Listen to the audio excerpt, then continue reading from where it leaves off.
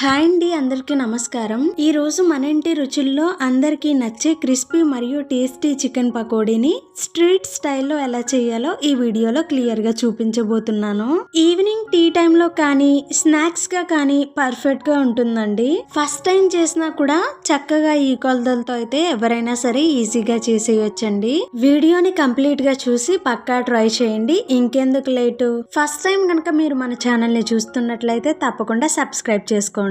So నేను ఇక్కడ ముందుగా 1/2 kg బోన్లెస్ చికెన్ అయితే తీసుకున్నానండి. మీరు కావాలంటే బోన్స్ తో ఉన్న చికెన్ అయినా కూడా యూస్ చేసుకోవచ్చు. సో చికెన్ పీసెస్ మరీ పెద్దగా కాకుండా ఈ విధంగా మీడియం సైజ్ లో ఉండేలా అయితే తీసుకోవాలండి. అప్పుడే మనకి మసాలా అన్ని పీసెస్ కి పట్టి టేస్టీగా అయితే ఉంటుంది. ఈ విధంగా చికెన్ ని రాక్ సాల్ట్ వేసుకుని 2-3 సార్లు అయితే నీట్ గా క్లీన్ చేసుకోండి. తర్వాత వాటర్ లేకుండా ఒక బౌల్ లోకి అయితే తీసుకోండి.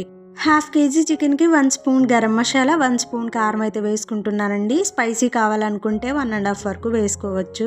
అలాగే రుచికి సరిపడంత సాల్ట్ ని కూడా వేసుకుంటున్నాను. చిటికెడు పసుపును అయితే కూడా వేసుకోవాలి. అలాగే 1 టేబుల్ స్పూన్ వరకు అల్లం వెల్లుల్లి పేస్ట్ ని కూడా యాడ్ చేసుకుంటున్నానండి. అల్లం వెల్లుల్లి వల్ల మంచి ఫ్లేవర్ అయితే వస్తుందండి, టేస్ట్ బాగుంటుంది. 2 స్పూన్స్ అయితే కార్న్ ఫ్లోర్ ని కూడా వేసుకుంటున్నాను. కార్న్ ఫ్లోర్ లేకపోతే స్కిప్ చేసేయొచ్చండి. అలాగే 2 టేబుల్ స్పూన్స్ వరకు అయితే మైదా పిండిని వేసుకోవాలి. క్రిస్పీనెస్ కోసం 2 స్పూన్స్ వరకు అయితే బియ్యం పిండిని కూడా వేసుకుంటున్నానండి. అదే విధంగా నేను ఇక్కడ 2 టేబుల్ స్పూన్స్ వరకు అయితే శనగపిండిని తీసుకుంటున్నానండి. ఈ విధంగా అన్ని కరెక్ట్ గా వేసుకోవాలి. ఇలా అన్ని వేసుకున్నాక మొత్తం అంతా కలిసే విధంగా అయితే కలుపుకోవాలి. ఇలా కలుపుకున్న చికెన్ ని 1 గంట పాటు మ్యారినేట్ చేసుకోవాలి. ఫ్రిడ్జ్ లో అయితే ఒక 1/2 అవర్ చేసుకుంటే సరిపోతుందండి. ఇలా మ్యారినేట్ చేయడం వల్ల చికెన్ కి బాగా మసాలా పట్టుకుని మంచి టేస్ట్ అయితే వస్తుంది. బయట అయితే 1 గంట అయినా మీరు మ్యారినేట్ చేసుకోవాలండి. అప్పుడే చికెన్ టెండర్ గా అయితే ఉంటుంది. కావాలంటే మీరు ఇందులో చిన్న చిన్నగా కట్ చేసుకున్న పచ్చిమిర్చిని, కొత్తిమీరని కూడా యాడ్ చేసుకోవచ్చు. నేనైతే వేసుకోలేదు.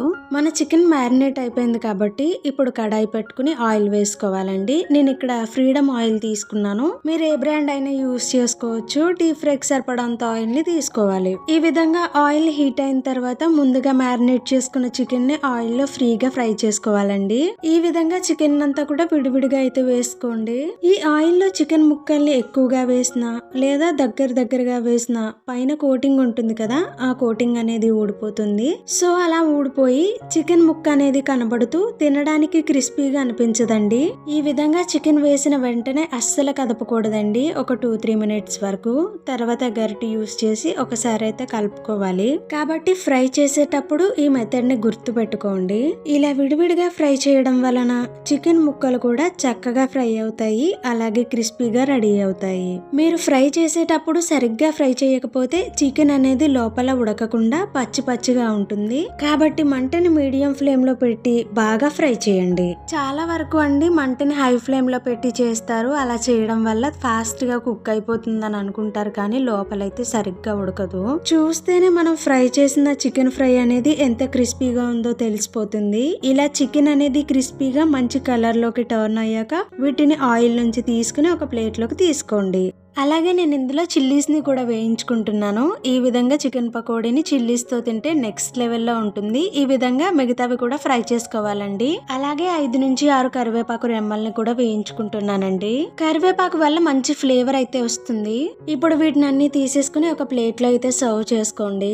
పిల్లలకి ఈవినింగ్ టైంలో ఇలాంటి స్నాక్స్ పెట్టారంటే మీకు ఫిదా అయిపోవాల్సిందే, అంత టేస్టీగా అయితే ఉంటుందండి. టీ టైంలో కానీ ఈవినింగ్ స్నాక్ గా కానీ ఒకసారి ఇలా ట్రై చేయండి, పక్కా టేస్టీగా ఉంటుంది.